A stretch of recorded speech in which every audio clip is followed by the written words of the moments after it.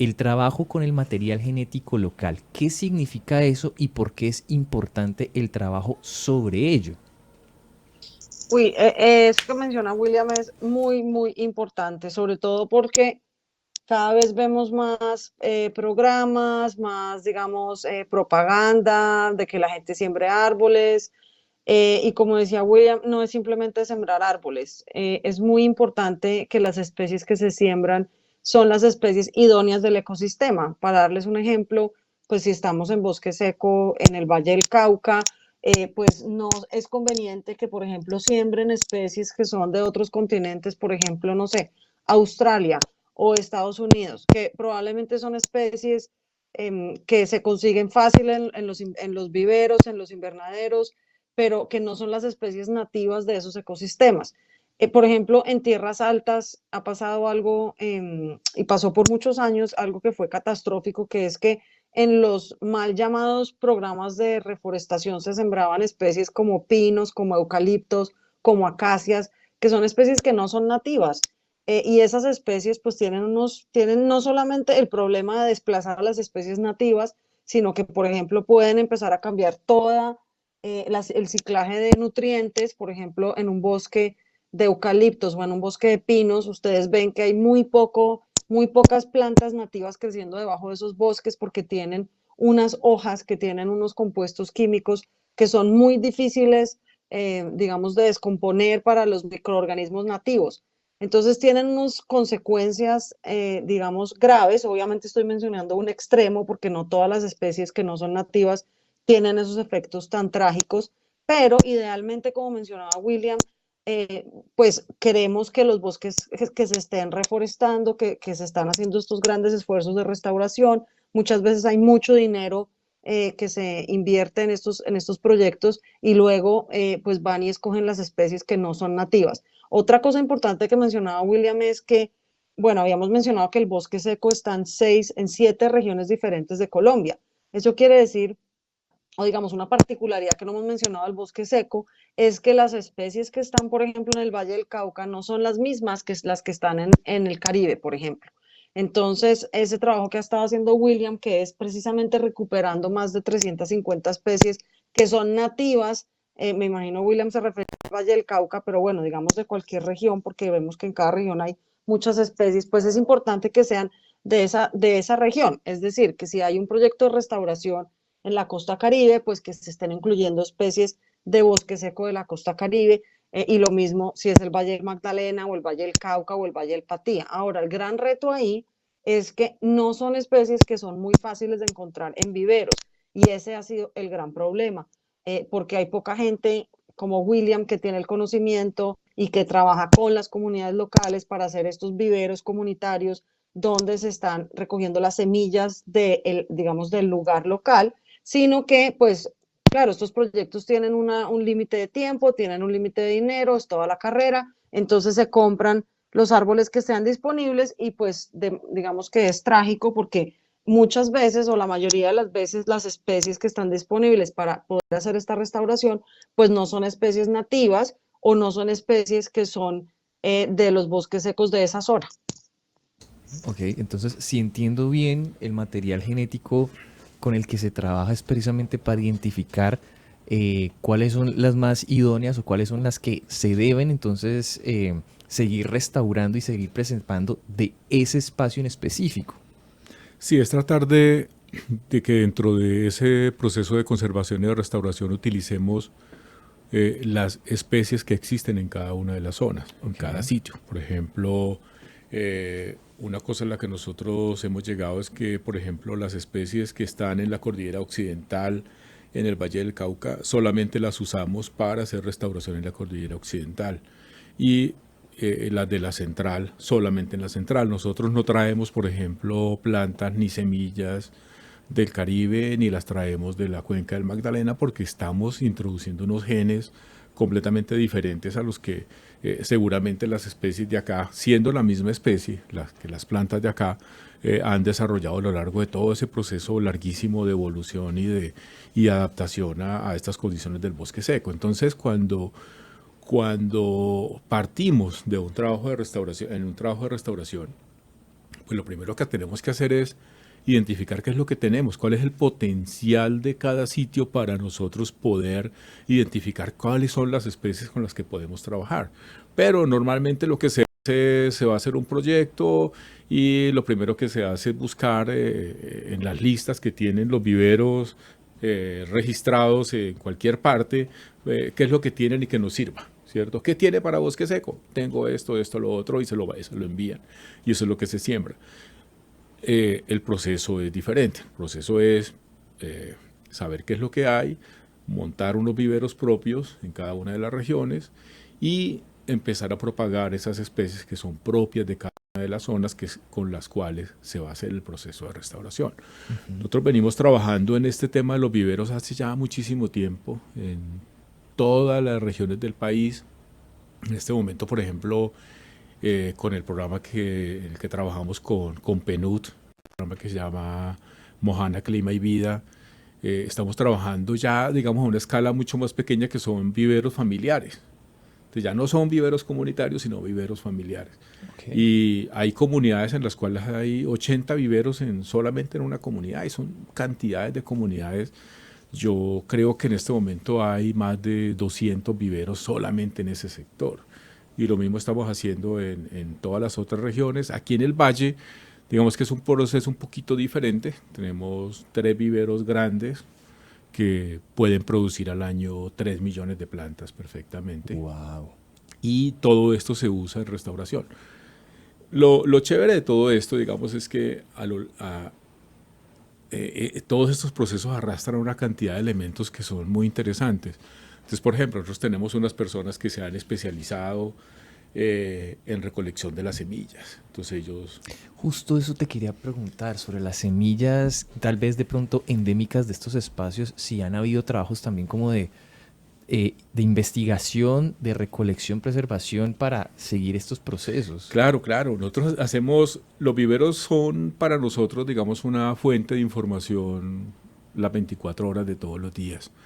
Entonces, nosotros realmente cada semilla que llega, nosotros le hacemos todos unos procesos de evaluación, hacemos pruebas de germinación, peso, pureza, toda una cantidad de parámetros que ya existen, ¿cierto? Para semillas certificadas, para semillas, por ejemplo, de plantas alimenticias. Nosotros los utilizamos en los viveros para poder tener información y que esas semillas y esas plantas pues cada vez nos permitan conocer más sobre las dinámicas de los bosques secos, porque no es traer las semillas, sembrarlas y sacar la matica y que no nos deje nada, ¿cierto? Yo creo que el mayor aporte que nos hacen a nosotros es la información que nos pueden generar, porque necesitamos conocerlas. Claro. Necesitamos saber, por ejemplo, si yo siembro 100 semillas, ¿cuántas me germinan? ¿Cuánto se demoran? ¿Cuánto se demoran esas plántulas en convertirse en plantas de 80 centímetros para llevarlas al campo y sembrarlas? ¿Cuánto me cuesta producir eso? ¿Cierto? Y entender que no todas las especies crecen al mismo ritmo. Hay especies que tú en 3 meses tienes una planta de 50 centímetros, pero hay plantas que para lograr esos 50 centímetros pueden ser 2 o 3 años, o tal vez más, ¿cierto? Entonces, hemos ido entrenando una cantidad de campesinos, de gente que trabaja con nosotros en los equipos, hacerle seguimiento a las especies en el campo. Ellos continuamente están saliendo, ven un árbol en floración, van, recogen muestras, me las envían, toman fotografías, me las mandan, y con base en eso nosotros empezamos a determinar si son especies que vale la pena, digamos, hacerle un seguimiento mucho más cercano, hasta obtener las semillas y luego recolectarlas y hacer todo el proceso de seguimiento que eso implica. Pero también eso implica seguimientos en el campo, porque a veces creemos que es suficiente con germinar la semilla, producir una plantica y ahí termina. Yo creo que el éxito realmente de cuando uno trabaja en la propagación de una especie consiste en que esa planta se reproduzca. Claro. Hasta que esa planta no se reproduzca, yo no he hecho nada por ella. Voy uno a uno, ¿cierto? Sí. Entonces, en el momento en que ese uno que yo sembré se convierta en 500 o 1000 o 2000, yo creo que en ese momento es donde yo puedo decir que realmente triunfé como propagador de esa especie. Antes no. Entonces hay que hacerle todo un seguimiento en el campo, cuáles son los ambientes que le gustan, los que no le gustan, si le gustan las pendientes o le gustan las zonas planas, los suelos profundos, si le gusta la humedad, si no le gusta la humedad, si lo afectan los veranos como el que estamos viviendo. Todo eso es parte, digamos, de una cantidad de información que pues a veces no la podemos tomar como tan detalladamente, pero sí tratamos de obtener la mayor cantidad de información posible para que eso nos permita pues ir aprendiendo del proceso y no siempre tener que volver a hacer todo como si no supiéramos nada. Uf, qué fascinante. Es realmente fascinante. Sí. Y lo interesante de eso es poder hacer que la gente del campo se meta en el proceso, que no es un tema de solamente biólogos o de ingenieros forestales o de agrónomos, no, ahí tenemos una cantidad de gente que a veces apenas sabe leer y escribir o a veces apenas sabe firmar, pero que está metida en el cuento. Justo te quería preguntar y también a Camila con respecto a sus proyectos de investigación y los trabajos que han realizado los papeles de las comunidades en cuanto a estos procesos de protección, de conservación, de restauración, qué tan importantes son dentro de esta dinámica, pues todas las comunidades que están alrededor de ellas, los afrodescendientes, los indígenas, los campesinos, nosotros como ciudadanos también, pues qué espacios podemos tener también nosotros como gente del común para poder llegar a hacer un impacto. Yo creo que como explicó William ahora, todo, o sea, las comunidades son todo porque, como explicábamos, el bosque seco, digamos, hay algunas zonas, pues el Tayrona, que todos hemos oído hablar de ese, digamos, de ese parque natural, y hay otras zonas de conservación, digamos, que son bajo el sistema de parques nacionales naturales, pero en realidad la mayoría del bosque está en la tierra de los campesinos, en la tierra de las comunidades. Entonces, y es una relación que tiene miles de años, porque como explicaba William, los bosques secos pues tienen mejores suelos, tienen mejor clima también, porque gracias a la sequía, aunque obviamente la sequía es dura, pero gracias a la sequía son lugares donde hay menos patógenos, donde hay menos zancudos, o pues no todo el año. Entonces, las comunidades humanas se han establecido en los bosques secos desde siempre. Entonces, esa relación entre los humanos y el bosque seco es extremadamente importante y son las comunidades locales y los campesinos y la gente que vive bosque seco y cerca al bosque seco que estamos encargados de que este ecosistema no desaparezca. Si vemos en Cali, pues claramente, digamos, el Jardín Botánico de Cali, que está dentro de la ciudad, es un fragmento de bosque seco que además pues tiene otras plantas maravillosas. A los que no conozcan el jardín botánico se los súper recomiendo, pero además si pensamos en los bosques, digamos en los parques de la ciudad de Cali, el Parque de la Salud, el Parque del Río Pance, bueno, todos estos parques que visitamos en Cali, pues son bosques secos y cómo podemos contribuir todos, pues conservando estos espacios de biodiversidad única.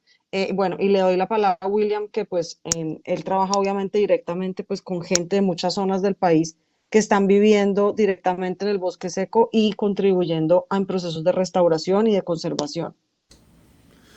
Sí, yo les contaba ahora que estamos terminando ahora un trabajo, por ejemplo, con reincorporados, justamente en temas de conservación y justamente en temas de viveros. Pero así como venimos trabajando con ellos, hemos trabajado también con una gran cantidad de comunidades, pero también con gente común, ¿cierto? Gente del común, los que no forman parte de una comunidad ni son, digamos, campesinos. Hay gente de las ciudades que dice, ¿yo qué puedo hacer? Claro, ¿Cómo, la ¿qué gran puedo yo pregunta. hacer, ¿cierto? Para ayudar un poquito. Y uno dice, bueno, ¿cómo hacemos para que realmente la gente de las ciudades, la gente, digamos, que tiene ganas de hacerlo, pues también participe? No crea que no hemos pensado en eso, cómo lograr articular digamos, a todas estas personas, tal vez con formación, tal vez con cierta capacitación, con cierto nivel, digamos, de sensibilización hacia esos temas, pero yo creo que no es suficiente. Yo creo que hay tantas cosas por hacer y es tanto lo que tenemos que hacer que cualquier esfuerzo finalmente termina siendo chiquitico. Claro. A veces uno tiene que, yo he tenido que, por ejemplo, me acuerdo una vez en La Mojana, necesitábamos hablar con una comunidad y entonces fuimos a hablar con el pastor y el pastor me dijo, pues yo te puedo ceder el atril de mi iglesia durante 10 minutos. Yo, bueno, aprovechemos. Entonces yo armé todo un rollo así muy alrededor de lo que él estaba explicando sobre su lectura del día. Y fue genial. Y pusimos a esta comunidad a pensar en que, pues, que la mejor manera de admirar y cuidar la obra de Dios era restaurando y era conservándola, ¿cierto? Sembrando maticas, haciendo viveros. Al otro día teníamos a todas estas personas en el vivero sembrando, ¿cierto? Lo que había era que adaptar el discurso un poquito para que Claro. ellos entendieran que había que hacerlo, ¿cierto? Que finalmente si leían la Biblia, ese era un mandato, Claro. ¿cierto? La Biblia les dice restauren, la Biblia les dice conserven. Y pues es chévere, ¿cierto? Cómo uno va logrando, digamos, con cada comunidad unas adaptaciones del cuento de tal manera que finalmente el efecto se surta. Y yo creo que esa es la parte chévere de esto. La parte chévere de esto es trabajar con la gente, aprender, porque de esto se aprende mucho, la gente sabe mucho sobre ciertas cosas que uno no sabe. Y uno sabe algunas cosas que ellos no saben, entonces también es como compartimos experiencias. Los viveros para nosotros son, digamos, unos sitios en los cuales la gente va a enseñarle a los demás, aún a los mismos campesinos, ¿cierto? Ellos tienden a identificar unos números de especies muy reducidos. Generalmente, en el campo, las plantas que tienen nombre son las que sirven para algo. Ok. Generalmente lo que no sirve, lo que la gente no usa, no tiene nombre. Y tiene sentido, ¿cierto? Sí, total. Porque el nombre es una manera de poderla encontrar cuando yo la necesito. Pero si no la necesito, pues ¿para qué le pongo un nombre? Wow. No lo había pensado de esa forma, Claro. totalmente. Pero resulta que la mayoría de esas cosas que no sirven aparentemente son las que generalmente son muy útiles en los procesos de restauración. Claro. Entonces empezamos a ponerle nombres. ¿Cómo le ponemos? No, pongámosle fulanita. Y empezamos a rebautizar especies o a bautizar especies que ellos no conocen. Pero también sembramos las que conocen y empezamos a armar historias. Yo acostumbro mucho a oír a los viejos, porque los viejos son los que llegaron primero a la zona, saben qué maderas había, qué animales había, en dónde estaban los árboles, en dónde quedan algunos y de qué están hechas las casas del pueblo. Todo eso es parte, digamos, de lo que nosotros recogemos para hacer el proceso de restauración y es parte también de reconstruir la historia del bosque seco. Lo que yo le decía ahora del carreto en San Juan Nepomuceno en Bolívar. Eso se llamaba el Valle de los Carretos. Y todas las casas se hicieron en carreto y se mantienen todavía esas casas con esa madera tan fina. Y a partir, digamos, de todo ese interés que se fue generando alrededor del carreto como la especie más importante, la especie más emblemática del pueblo, entonces a los últimos alcaldes se les ocurrió que las calles deben estar llenas de carretos. Entonces imagínense, chéverísimo porque están sembrando carretos de 1,80, de 2 metros, ya bien formaditos, por todas las calles para revivir lo que antes se llamaba el Valle de los Carretos. Entonces una especie que está altísimamente amenazada, que es muy escasa, la estamos llevando al interior de la ciudad para que pues por lo menos produzca semilla y que la gente la conozca y que la gente se concientice de que esa especie, igual que muchas otras, son importantes y fueron muy importantes.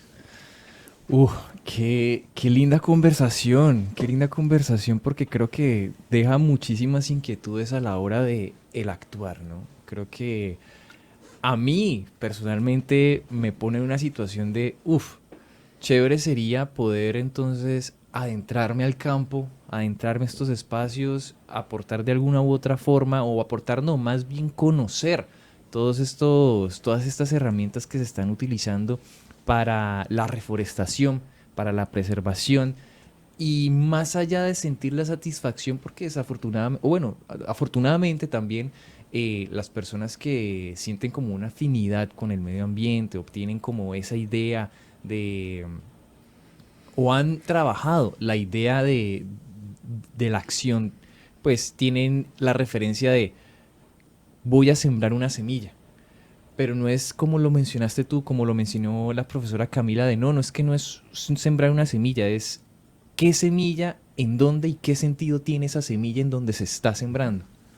Entonces es interesarse por conocer lo que estoy haciendo y el impacto que realmente esa semillita, por más chiquita que sea, pues que puede ocasionar, ¿no? Para ir más allá. Sí, exactamente.